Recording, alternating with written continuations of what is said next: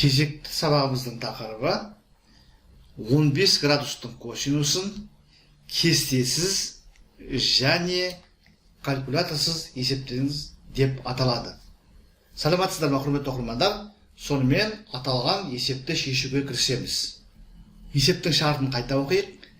15 градустың косинусын кестесіз және калькуляторсыз есептеңіз. Ұлттық бірыңғай тестілеуде анықтамалық калькулятор, кесте, кітап пайдалануға болмайды. Сол уақытта біз бұл есепті қалай шығарар едік? Осы сұраққа жауап беріп көрейік. Шешуі: қалай шығарамыз?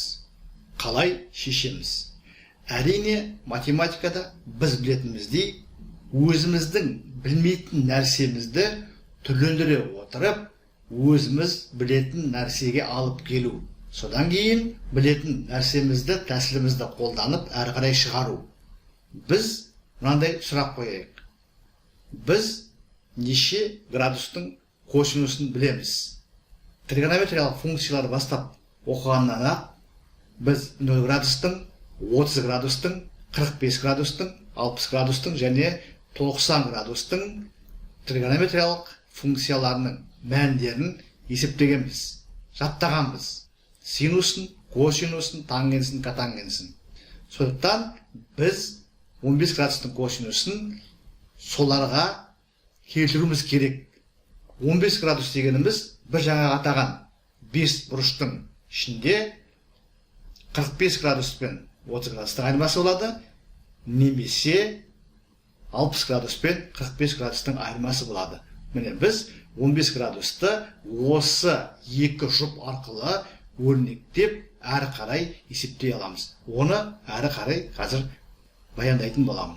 Ол үшін біздің қолданатын формуламызды жазып қояйын. Міне қызылмен жазылып тұр.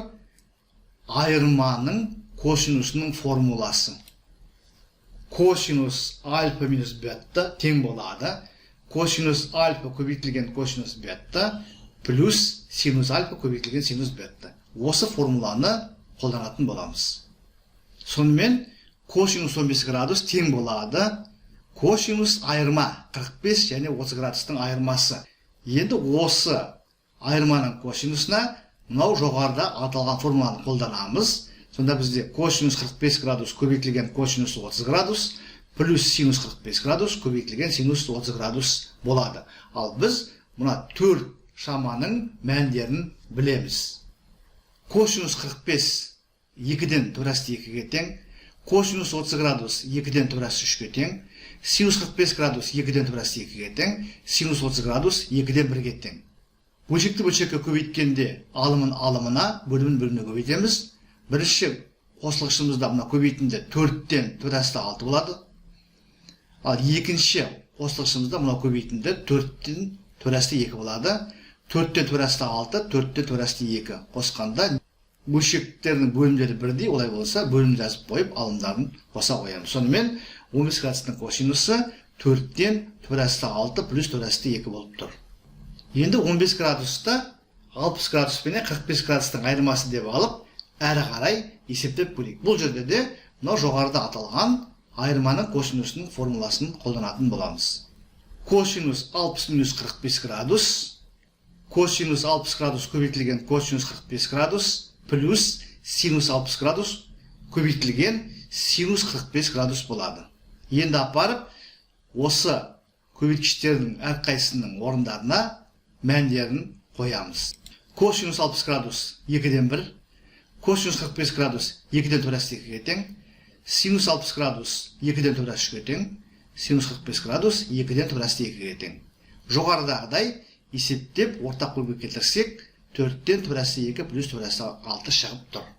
Жаңағы алдындағы жауап алдық, тек алымда қосылғыштардың орындары ауысқан. Басқа ешқандай айырмашылығы жоқ. Біз білеміз, қосылғыштардың орындарын ауыстырғаннан қосындының мәні өзгермейді. Сонымен біз есептің жауабын алдық. 15 градустың косинусы 4-ден төрасты 6 плюс төрасты 2-ге тең екен. Сонымен құрметті оқырмандар, біз бүгін кесте менен калькуляторды қолданбай-ақ 15 градустың косинусын есептедік. Бұл жерде біз айырманың косинусының формуласын қолдана отырып, 15 градусты бірінші мысалда 45 градус пен 30 градустың айырмасы ретінде, екінші мысалда 60 градус пен 45 градустың айырмасы ретінде жазып, аталған формуланы қолданып, есептеп, нәтижесін алдық. Сіздерге барлығы да түсінікті болды деп ойлаймын.